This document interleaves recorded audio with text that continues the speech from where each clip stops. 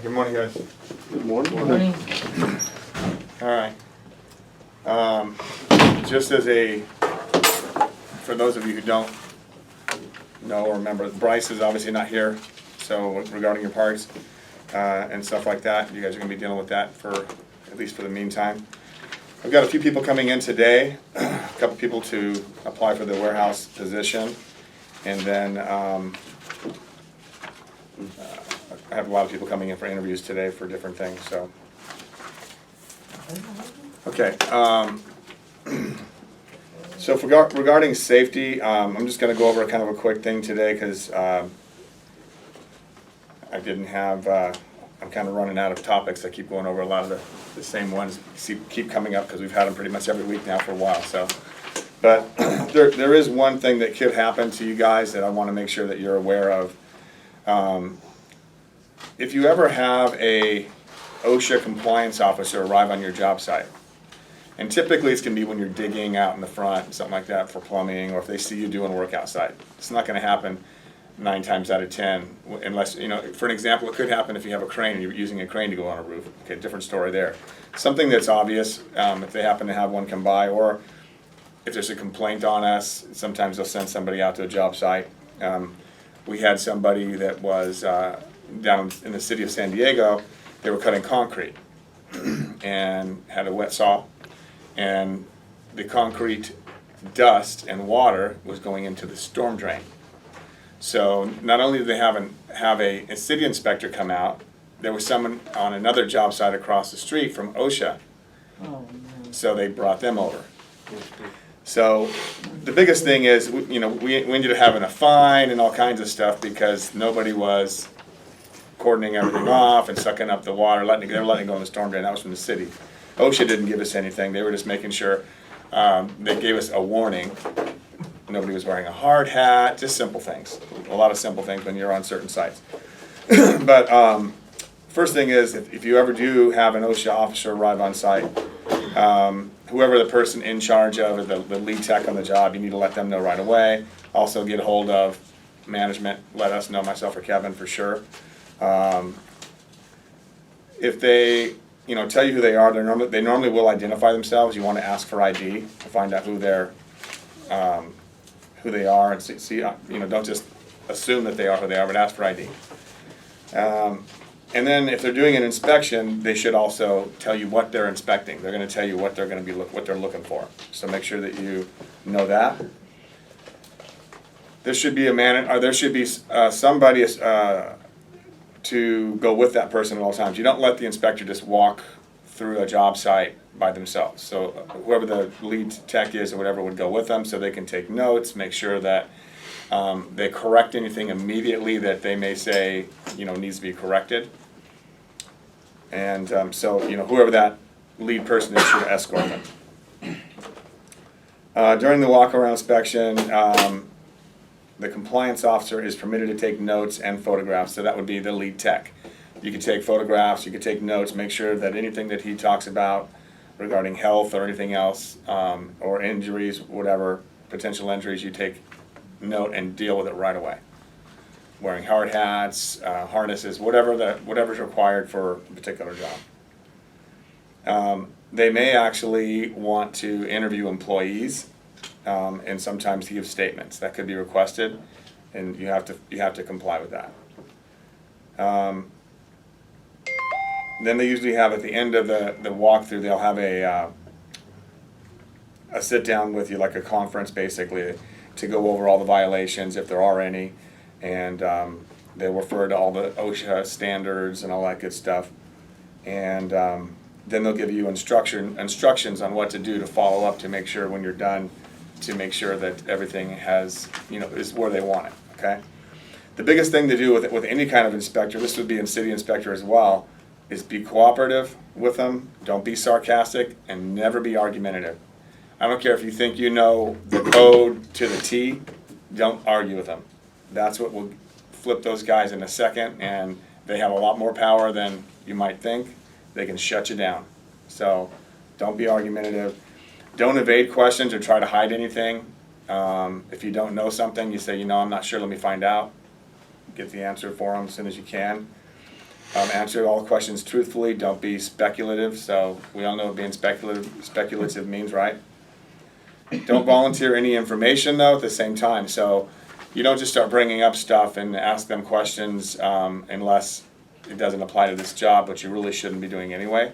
But when you start asking questions, then they're going to think you don't know what you're doing. So what I'm talking about is like, you don't volunteer information about, oh yeah, well my guys, they never wear hard hats. They never do that. They never do that. They don't listen to me. You just got to keep that kind of stuff quiet. And you never admit guilt on anything. Oh yeah, that's our fault. We should have done this. We should have done that.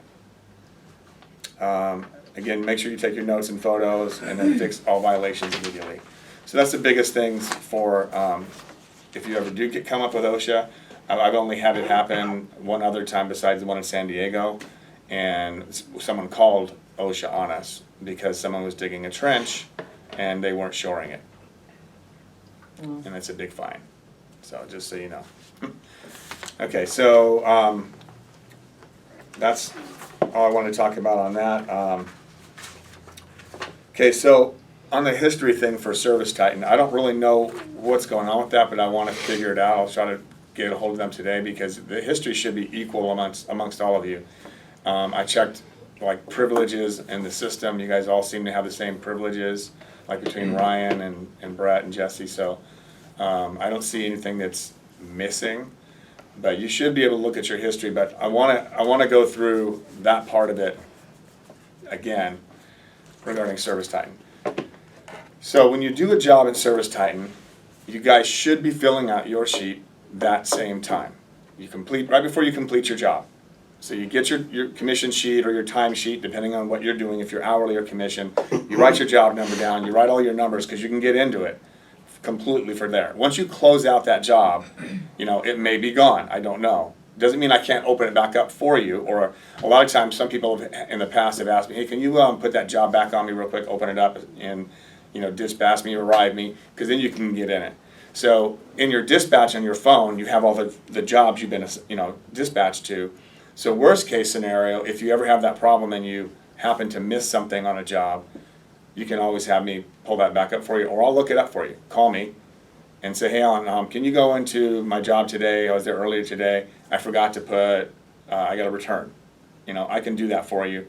Dispatch can do that for you. But would prefer that you do it before you close it out. You get all your ducks in a row, get everything in that you need to get in, write everything down on your commission sheet, save it in your snap pack or whatever you guys, whatever you want to do with that. But keep it all every day.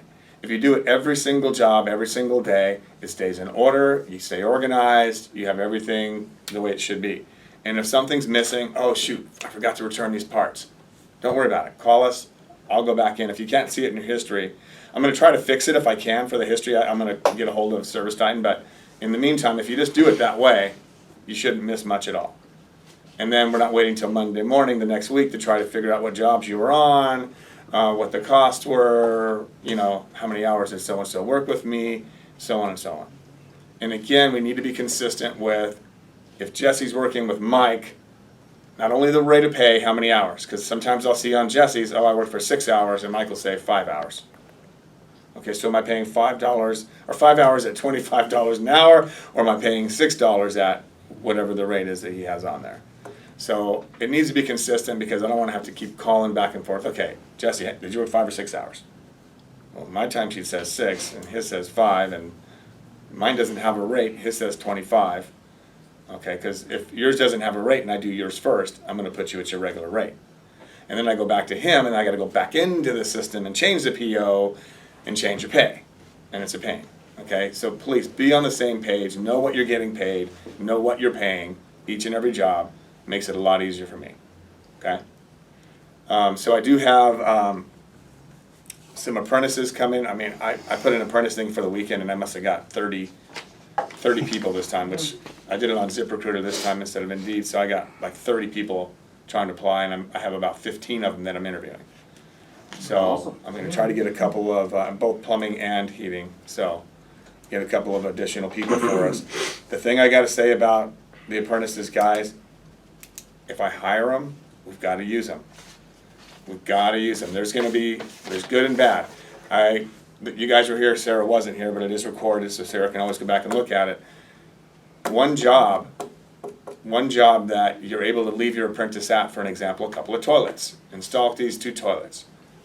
Sarah made enough money from not even being there, from having Jason there on one job, that paid for him for the entire week that week. Because she's only really paying, if you're not even counting burden, about a third of that, about a third of his wages. But when she gets the money in, she's getting a third of that commission minus his wages, which is only a third of his wages. So money that coming in was a lot more than going out for the rest of the week.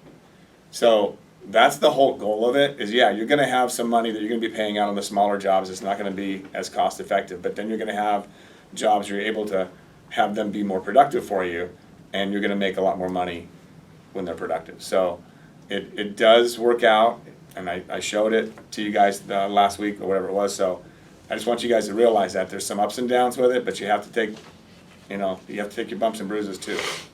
But it will work, and it'll make us be able to get jobs done faster. You'll be able to leave somebody somewhere, even if it's just cleaning up. When you're going to get some parts that you need, someone's cleaning up and getting, whatever, keeping your truck organized. All of those things help you be more productive.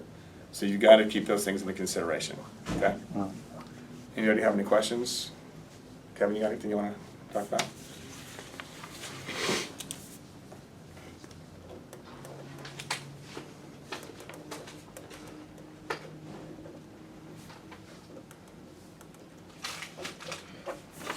You guys could fill this up and pass it around.